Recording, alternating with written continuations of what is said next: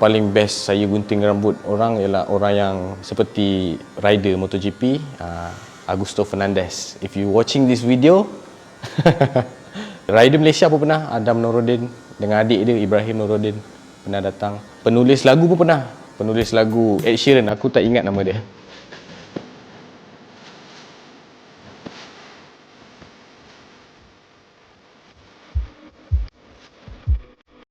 Nama saya Muhammad Daniel bin Aziz, sebagai pemilik bersama Wah Barbershop. Wah Barbershop ni ditubuhkan tahun 2022. Sebenarnya sepatutnya dibuka awal, tapi kita ada COVID-19. Kenapa nama dia Wah Barbershop? Sebab arwah kawan ayah saya dia selalu sebut Wah Wah Wah. So dia nak ada satu bisnes yang ada signature. So that's why nama dia Wah.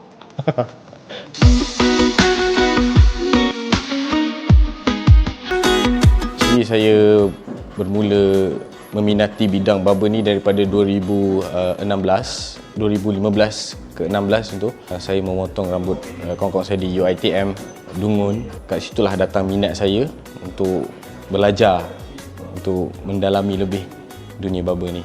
Asalnya saya belajar barbering ni daripada YouTube juga, dan juga kawan saya juga dah ada barber sekarang.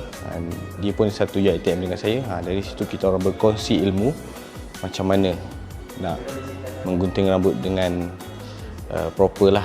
Tak cukup dengan belajar di YouTube dengan kawan, saya tambah pula pergi kelas barbering, barbering and salon lah. So kita kat situ kita belajar lebih detail.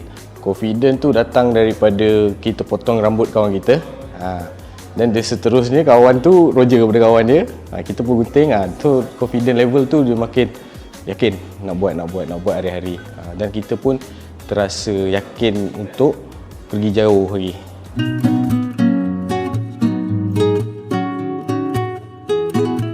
Cabaran yang pertama ialah COVID-19 lah, yang pertama kan. Lagi satu pembukaan mula-mula. Pembukaan mula-mula tu kita just harapkan kepada kawan-kawan yang datang potong dengan kita yang dah biasa dah. Actually saya berani buka barbershop ni pun sebab sekitar 2020 masa COVID-19 pun saya dah start, orang dah kenal saya sebagai barber. And then cabaran yang lagi besar ialah brand-brand lah, nama-nama besar. Ada Jos Barber, Nimrod, macam-macam. And dekat kawasan Kota Warisan ni saja dah ada barber yang lama. Tapi bagi saya, kita kena langgar. Buat masa sekarang kita ada powder, and then yang sekarang ni powder saja yang baru di launch. Yang akan datang InsyaAllah sebelum raya, hair clay, pomade, kita punya serum dengan tonic, hair tonic.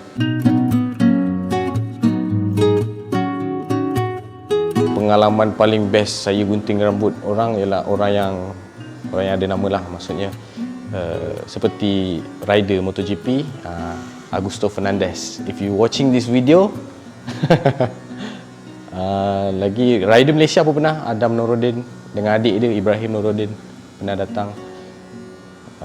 Penulis lagu pun pernah, penulis lagu Ed Sheeran, aku tak ingat nama dia. Dia datang sini, dia ada kerja kat sini. Itulah pengalaman paling best. Harapan saya sebagai pemilik barber, saya nak ada buka cawangan lain dan boleh grow dengan produk-produk yang saya produce. Tak ketinggalan kepada customer. Saya harap semua customer yang datang gunting di barber kami ni tak adalah case repair dekat barber lain ke. Setakat ni alhamdulillah, yang setahu saya tak ada lagi lah. Tapi kalau boleh kita tak nak, and then kita nak kekalkan kita punya highest rating dekat area Sepang.